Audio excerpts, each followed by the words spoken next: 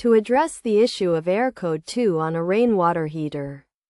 It's essential to understand what this code signifies. Error code 2 indicates a flame recognition problem with the water heater. The common causes of this issue include a faulty flame rod or a defective control board.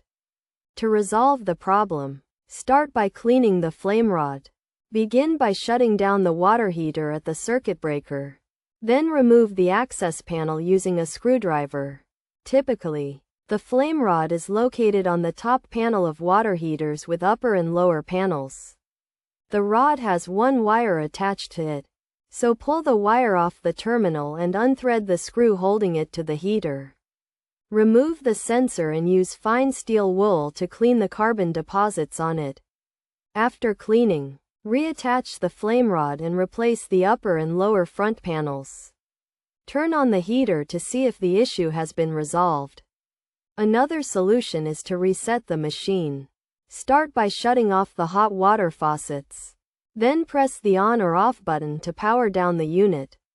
Allow the heater 5 minutes to reset before turning it back on. Switch on the hot water faucet to check if the issue has been resolved. If neither of these solutions works, it may be necessary to call a service engineer to replace the control board.